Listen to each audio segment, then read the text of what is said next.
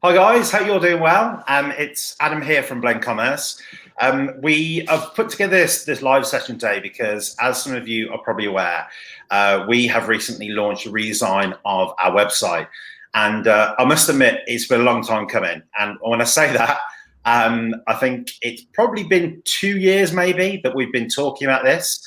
So not really a great example, I guess, to set those businesses out there looking to act quickly. But you'll probably hear today and understand some of the reasons why, obviously, it's taken us such a long time to kind of get to this point. Now, I think one of the things that we want to talk about a lot today is that, when we think about Shopify, we often think about Shopify being exclusively products. And one of the things that we're going to talk about today is that, for us, it doesn't always have to be that Shopify is for a product-based site, and it can actually be for a service-based site like ourselves. So just to help me out today with all the big brain stuff and not just the fluffy stuff that I can deal with, I'm joined by two of my very esteemed colleagues. So you've got Ollie, who is in the top corner there. So Ollie is basically the developer on this project, one of our senior developers here at Blend. And I'm also very pleased to welcome Stefan, who is the kind of slightly better looking, younger, slimmer version of me. So thanks, and Ollie, for both being on here. Well, thanks for having us. Have I made you blush? You made Ollie blush, not me. So to answer you guys, we're just going to basically go through and we're going to kind of ask each of the questions that we've sort of pre-prepared for this, to kind of go through and have a little look at some different elements of what we're going to look at. Now, I think probably, for us, one of the things that is a good starting place is to probably have a look at our old site. Now, I kind of do this with a little bit of embarrassment. What I am going to do is share my screen. So just on the screen in a second, what you're going to see is the old Blend site that was designed. So hopefully you guys can all see that here on the screen. So this black and green theme that was going on, that we use, and this was basically one that we had probably for I think about 18 months. So I know, Stefan, sort of, when you joined the company not so long ago, I know you sort of quite interested to see sort of why we went down this route. Are you going to ask me some awkward questions about this now? Maybe. So the one thing that I would say is, tell me why you opted for this design and what was your thinking? So I think the thing was, obviously, like with any business, we wanted to kind of create something that was a little bit unique and that would make us stand out from the Shopify agencies. Mm-hmm. So I think, when we were looking at the time, there was a very clear pattern going on with agency sites for Shopify. And it was this very kind of clean looking, white background, big images. And we kind of said, look, we want to do something a little bit different. And as you can see here, what we did is that we kind of opted for this black and green theme. And the reason we did is that I foolishly fell in love with a website, which is this one, which is called Jigsaw. So this is actually an old friend of mine who set up a financial services company. And what you can see here, that I kind of fell in love with the sort of design in terms of the graphics. I really like the contrast of the green and the black. And I just thought this was, it was clean and it was tidy, but it also had that little bit of design element that we obviously wanted to show. Now, I think what I would say is, if you look back at our site, we didn't quite get there. And I think, it didn't quite convert in the way that I expected it to. So I think, that was kind of where the thinking came from. But obviously, we've changed that quite a bit now. So why wasn't it working for you, in your opinion? I think, to be honest with you, for me, is that, look, we did get some good comments on it, absolutely. But what it didn't do is, like, for example, these guys here, this is a wonderful stock image from Pexels. So great for stock images, but for us, that wasn't us as a team. And I think, the thing is that here is that it does kind of lack any personality. And for those of you watching who know me and obviously know and have met members of our team, we are quite a personal bunch, I would say. Please don't disagree with me if you're watching and laughing. But I think the point is that this, for me, I think it's quite sterile. It doesn't really show anything about us as a company. Equally as well, it's very fussy in terms of the drop down. This is just realistically just far too busy. And I think the main problem that we had is that when people looked at navigation, they weren't really sure where they were supposed to go. And I think you'll probably agree there, Stefan, from a UI UX point of view, that's just it's pretty bad.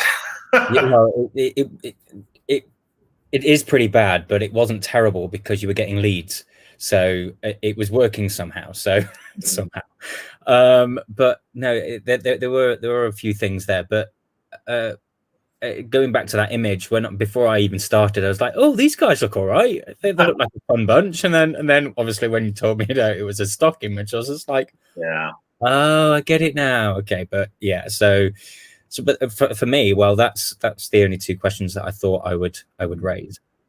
Cool. Okay. Well, I got off pretty light then. Yeah, you did. I think what I'll do is I'll stop sharing for a minute, and probably just come back to the feed. So, when I think we were kind of looking at redesigning, for me, Stefan, I think probably one of the biggest things was that you obviously brought from your sort of experience that UI UX point of view, but also the branding aspect of it. So for me, that really kind of worked very well to kind of, get us started. So when you kind of started off with the branding piece, do you maybe want to kind of talk us through sort of how that came about and kind of, the process you sort of went through with that? Yeah, of course. So the first thing that we would kind of do was, well, when working with you, we basically just start from scratch. That's all we do. Look at the whole thing as a new piece, and worked from there really. So, bunch of questions. Obviously, doing a standard project start. Obviously, getting to know who you guys are, or what dislikes, what likes you do, and all that kind of stuff. So, when you become a client of ours, then that kind of gets into that process. But that's how I would like to work with brands. And on top of that, there's something that I learned a lot whilst in the industry, is archetypes. So there is a blog that we have on our site currently, so our new website, where it kind of tells you a bit more about the brand archetypes that I've put forward to you guys when doing this website and kind of rebrand. And what is an archetype is these are kind of psychological theories of brands' appearances, its relationships to customers, and their overall behaviors. In simple terms, an archetype is the personality which kind of dictates how the brands react and affect people in many situations. So that's what I wanted to try and apply to Blend, is with that understanding and those different archetypes, I could then go back, and then there's so many different psychologies of colors, typography, even ways of how a shape works on a website, for example. There are 12 archetypes, and brands could be one or several of these different archetypes. Some share the equal values and ethics. However, others are completely unique. So these 12 are the innocent, the everyman or woman, the explorer, the caregiver, the ruler or sovereign, the magician, the rebel, outlaw, the jester, lover, sage, the creator, and the hero. So commonly brands do fall under up to 3 of these categories. So if you think of a plane, you have your kind of core structure of the plane, so the cockpit and where all the passengers sit. And then obviously you have your 2 wings. So in that sense, there is you kind of have that one archetype that is holding all in together, but then you've got the 2 winged archetypes which hold it all up. So with that analogy, this is where I kind of got to you guys and said, so looking at all these separate archetypes, how and where do you see you guys fitting into Blend? And overall, Blend came into 3 archetypes. So as you know, but not everyone else, that the core archetype is the hero. which is a focused on achievement and problem solving archetype. Then the two wing archetypes is an everyman, which is a empathetic and intelligent archetype. So think about IKEA. It's just that warm feeling. It's that we know you guys. And the last one is the sage archetype, which is a knowledgeable, reflective, a teaching kind of archetype. So with all of those three elements going on, you have a brand. We've got something where it's like exactly who you guys are. So Blend is we see ourselves as one of the best Shopify agencies. So you're the hero. You see yourselves as intellectual for the sage part, because you're offering a lot of experience. You're offering a lot of knowledge, as well as teaching and showing, like even like this now. And then looking at the everyman, you are aspiring to be that company that wants everyone to hug.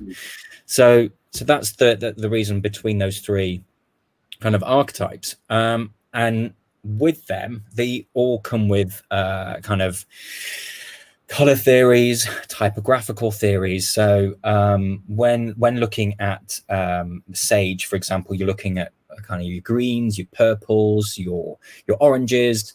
So already in my head, I'm like green, because I love this green that Blend have. So it's just like try and keep something. Whereas the other two archetypes, so if you look at the everyman, you've got your strong blues, you've got your strong reds, your yellows, so more of your CMYK kind of colors. So those top ones, and then your heroes, again, your purples, your oranges, your reds, your blacks. So there's so many different kind of theories going on, and then with those colors, there is words that associate to those. So when obviously looking at these colors, I'm just now going to share my screen so you can see a word cloud that I've created off the back of all of this. So I'm just sharing my screen now, so bear with me. So what you can see here is just looking at all of those different colors. All of these colors have kind of words. So and then when talking to you guys about the actual brand and the ethos of it, a lot of these words came out. So like brave, achievement, support, intelligent, proud, fast, best practice, sophisticated. So there's a lot of kind of things that was going on there. So with those kind of words, it was just then so easy just to try and get those words into a kind of a color that would suit. So with my kind of branding background, I was looking at different ways that we can tune in the colors, making them a bit more regal, more powerful. So you can see there with the hero ones here, I've made them more pastely rather than in your face, because the hero is in your face, but it wasn't really what Blend was all about. Every man, every woman, again, very earth tone like, and then sage is very kind of monochrome in that sense. So and then I thought it'd be good just to see what colors came out of it. So proposed colors there, your green, your light purple, your dark purple, and it's kind of what you see now. So so they're the kind of the color theories off the back of those. So I don't know if you've got any questions. Yeah, guys, please do put any questions into the comments. If you're watching on Facebook, watching on LinkedIn or YouTube, either way, those comments should come back to us. Stefan, I think one of the things for me that was quite tricky is that when I think if we think about the last website with the green and black one, that was supposed to be the hero sign. I think the problem with that is that was more of me trying to kind of reflect the way that I saw things. And what it wasn't doing is kind of bringing all those other elements that you talked about. Mm-hmm. When obviously, you kind of work with other Shopify brands that we work with, is it difficult sometimes to get to those archetypes in terms of understanding what they are? How, so if people are watching this and say, look, I wouldn't know how to kind of get to that point, what sort of process should they go through to be able to do this before they start thinking about a redesign? Well, firstly, come to us because then we can help out. But it's to read the blog basically, and just kind of know exactly where you fit into your target audience as well. So if you aspire to be so like IKEA, for example, if you aspire to be one of them, then you know already, because with the suggestion that I said, is we know that IKEA is an everyman. So if you want to be aspire to be an everyman, go towards that side. So be humble with your tone of voice, be kind of natural, just be straightforward talking as well, because that's what they're kind of like, especially everyman people themselves. But then it's not just looking at kind of the redesign, but it's also looking at the rest of your brand, so your typography. So I'm going to again share my screen with you. Yeah, cool. So I can share with you what we did for Blend, and so you can see here. So as we've got those 3 archetypes, because off the back of those questions that I asked you and Peter, it resonated that there's 3 archetypes, but there's different typefaces that fall into that archetype. So many of them could be like, for the hero, you've got Poppins, Anton, Clara, and Cabin, which are kind of straight talking, in your face fonts. You've got the Everyman, which has this bit of kind of flicks and kicks to them. So you've got your basic sans or your Motiva. And the Sage typeface is very regal and kind of traditional. So you got your Garamond, even Times New Roman, for example, is part of the kind of Sage. But I didn't want to put it in there because obviously I want to try and be a bit more creative when thinking about new fonts. So you can see here on the in the middle here, we've got the old Blend font, which is the Montserrat, and Montserrat is for sure the hero typeface because it's quite bold in your face. But what I felt like it was lacking was a bit of personality, because a lot of brands are choosing that font.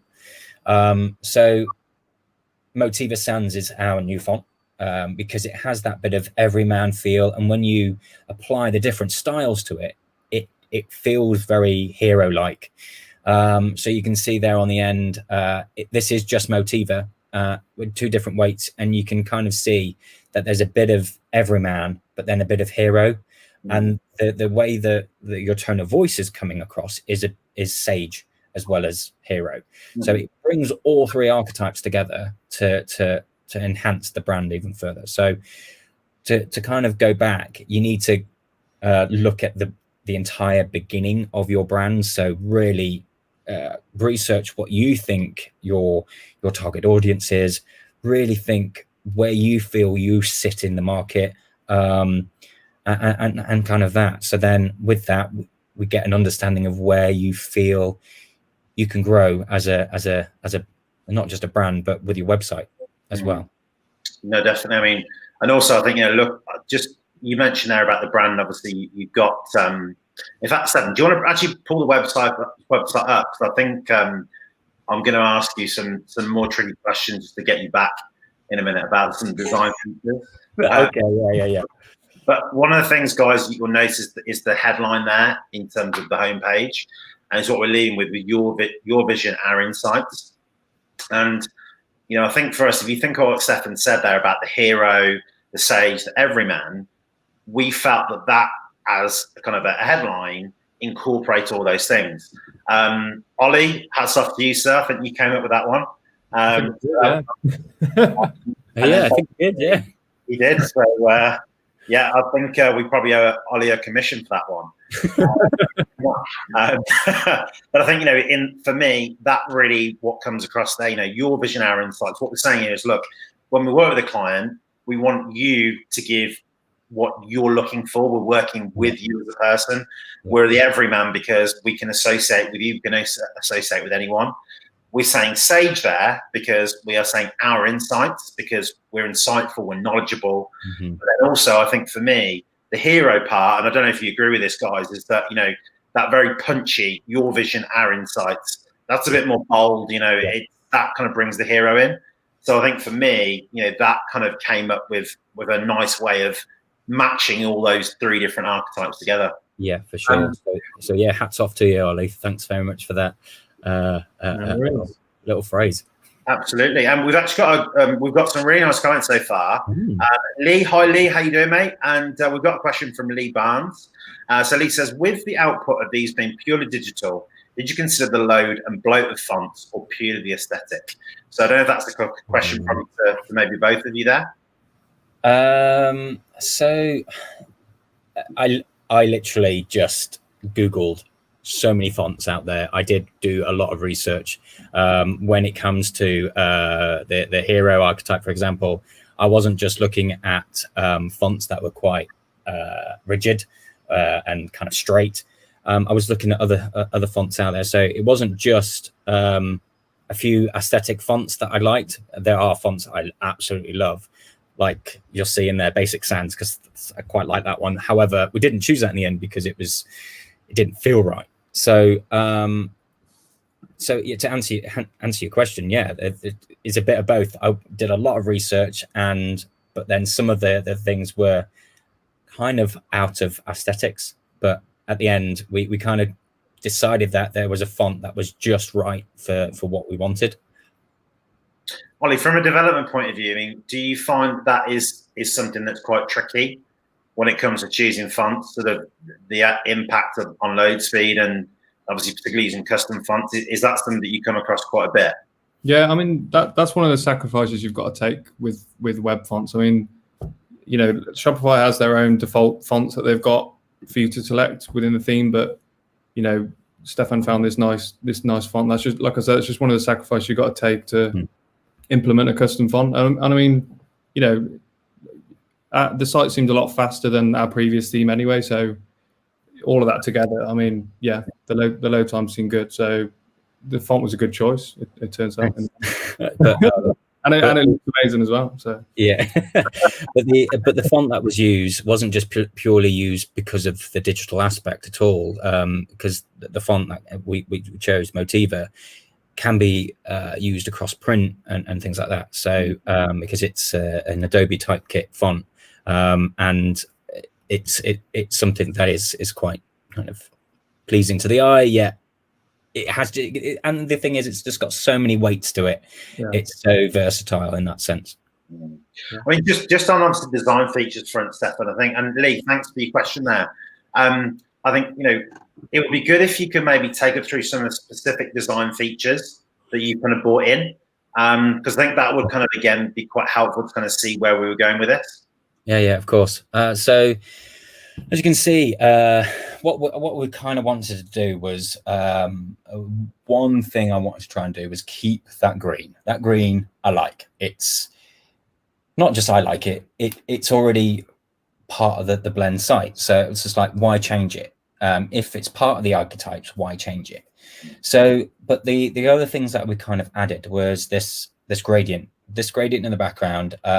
It needed to have that showmanship about it. So this kind of we're like the heroes of this place, and with this gradient that we introduced was that you're bringing in a few of the archetypes. So the blues are coming from the hero, the green, and the greens coming from the sage, bringing them together. That light blue kind of comes from the everyman. So that is one of the things, the reasons why we've got this gradient.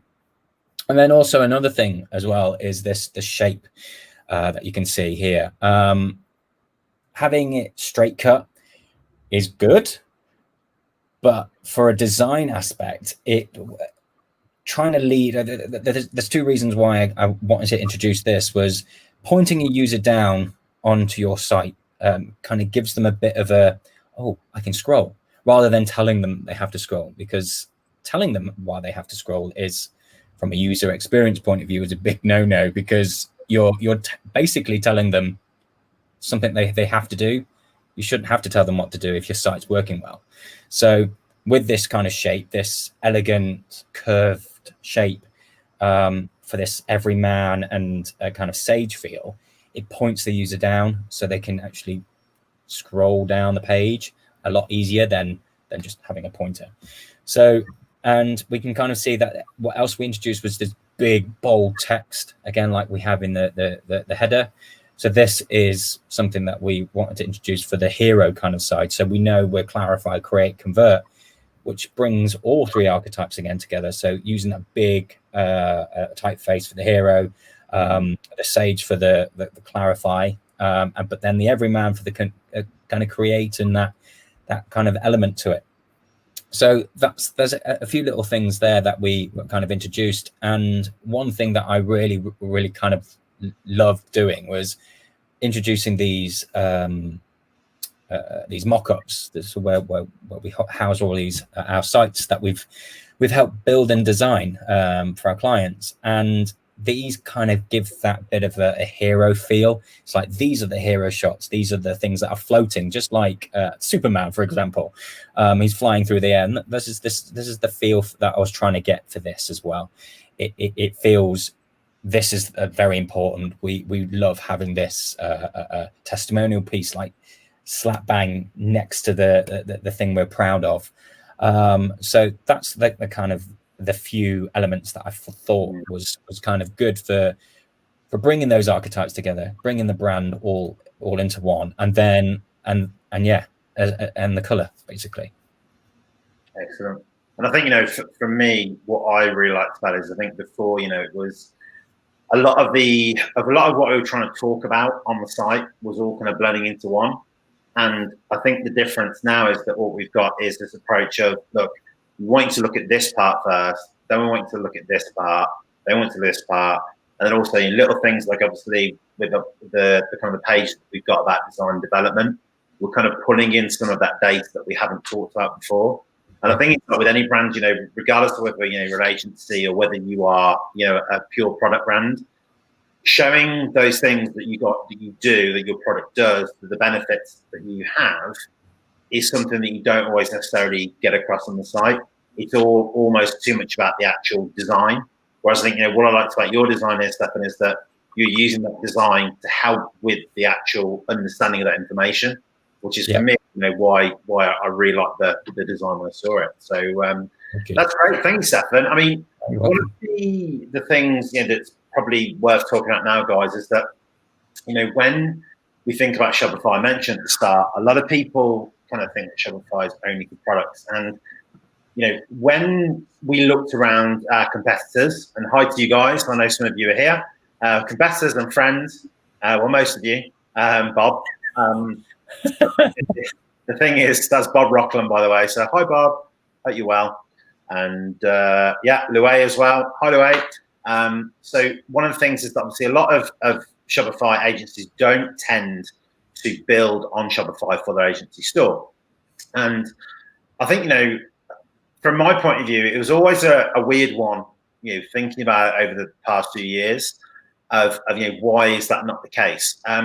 So Ollie, I'd like to bring you in at this point and then basically to look at from that point of view and say, well, look, why do you think that is the case that maybe our competitors, our industry doesn't opt for Shopify when obviously we are kind of using the platform every day? Yeah, it's a good point, because like it'd be a natural way to go with like another platform like WordPress, for example, because you've got no physical products on the site, so why do you need to use Shopify? But we've got all this knowledge and experience with Shopify. Why not use that tool? Because then future clients could look at our site and they could see what we could potentially do for them.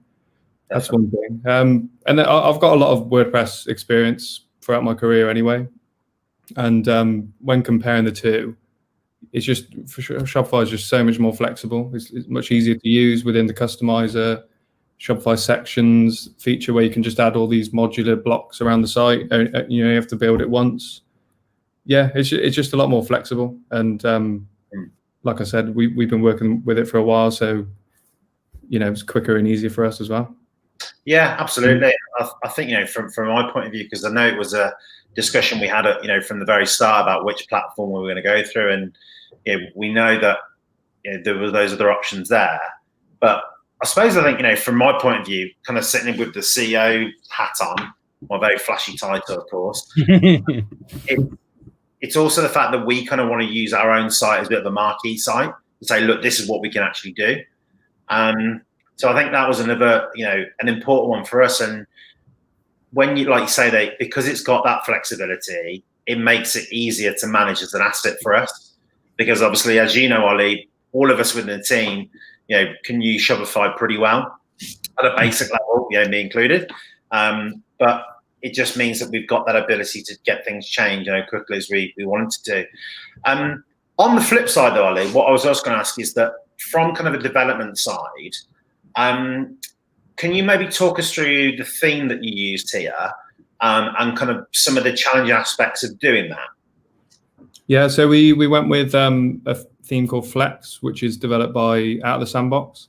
So we use that as like a basis because it's got so many different elements already in there that you can just use it as like a basis to start with and then extend on it.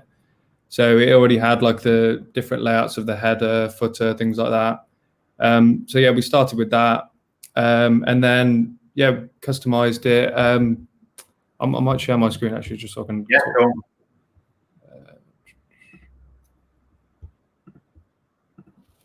Here we go. Yeah, so here's the site again.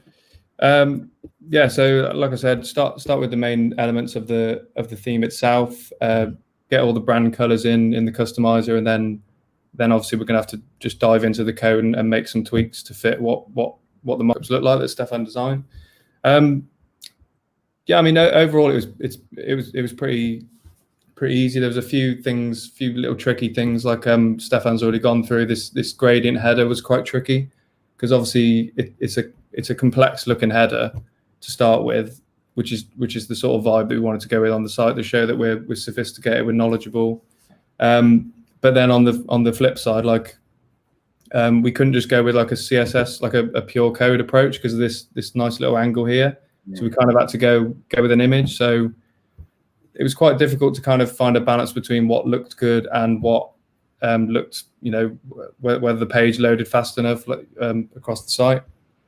Yeah, in fact, Ollie, on that point, we've got a good question here from Louay over at Q, and he said, "What about speed? Was that not an issue?" It's every web developer's issue, every agency's issue. Right from the start, we were monitoring the speed, like working on a like development theme of this new site and comparing it to what was on the live site, and we could see the massive difference between the two themes, like the difference in speed right at the beginning, and then now we've launched, it's just so much faster. So yeah, like I said, back to the header, like it was always on our mind. Like we want this site to be fast because it's going to be an example of what we can do for other clients. Yeah. So I'd say that was probably one of the challenges we had, like this header here, and then also just some of these custom sections that we created. For example, the this team section here. It's not off the shelf. Like we had to build this custom. It's nice and responsive as well. But that's the beauty of Shopify sections as well. You only have to build like a block once, and then you can transfer it to whatever page you want. Just makes your life a lot easier. Yeah. I think I've touched on a few challenges there, and what we're impressed with on the site. Because I know most of that was a challenge because but that's a good thing. I like a challenge. Like us as a team, we like a challenge. Like it would just be a bog standard site if it wasn't a challenge and the design wasn't as cool as it was. Yeah. Very nice to you, Stefan. Say that again. He's being very nice to you. I know, yeah, that's a first. But back to you though, Adam. Like, why did you, like, from your point of view, why did you think Shopify was the best choice for us then? Yeah, it's a good question. I mean, I think the main thing for me was that and this is kind of looking from an operation point of view. I was a bit concerned about us using Shopify because when obviously we want to make change to the site, I was thinking, look, you guys have obviously got the projects for our clients that you're working on. And I was kind of saying, look, do we want to be in that position where we know that you guys can go in and change it fairly easily for us? But I didn't want it to be something that became something that was kind of a project that was always sitting there. So that was kind of a concern. But on the other hand, we also then didn't want to be obviously then having to deal with someone external to manage the site. So it was kind of a tricky decision between the two. So all in all, the fact that obviously we do have the in-house capabilities to work with this. And I know we could have done that with WordPress because obviously you and Angelica and a few of the guys have got WordPress experience. But I think overall it was because the fact that when people look at the site, they probably won't automatically expect that it's a Shopify theme. And I think because we've been partnered with Out the Sandbox, and we do a lot of work with Out the Sandbox themes, it's nice to be able to say to guys, look, this is actually an off-the-shelf theme that we've customized. So it kind of demonstrates a little bit more about what you guys can do. And I think, like we do in this session now, for me, as a company, I want to be able to demonstrate the things that we're actually capable of doing. And obviously, if we hadn't used Shopify, we wouldn't all be sat here now and obviously talking about exactly what we're doing. So, I think, I'm really glad we made the choice. And the fact that we didn't go down that WordPress route, which I know obviously a lot of people would opt to do. But I think the other thing as well is that Shopify has got a whole host of apps, of course. And I don't need to tell you guys watching about this, but for example, the likes of Klaviyo, the likes of Recharge, Gorgeous, all of those apps that we're partnered with, we're actually going to be using in phase 2 of the site. So, I should say this is kind of MVP at the moment, so minimum viable product in the sense of that's where we're starting. But we are going to expand on this. And again, if we hadn't used Shopify, yes, of course, there are similar plugins and some of the tools that there do plug into like WordPress or BigCommerce, Squarespace, whatever it might be. We know this and we can do the marketing that we know that we want to do a lot easier with those tools. So it just felt like for us as a business, it kind of fitted into what we were good at, really. So I think for me that was one of the things that could be done.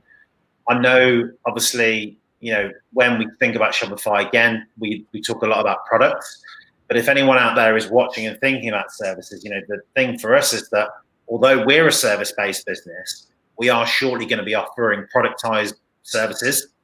So essentially services that as merchants can come onto our site, they can literally read through a landing page, they can click buy now, and then they'll be sent either a PDF with some code in, or a document or a digital download, and they can start using it again. And although we could have again used more plugins with with Woo, again this is something we can do really easy. And if we do, for example, want to create a paid for digital download, or selling a bit of code to do something specific, we can literally do that within an hour.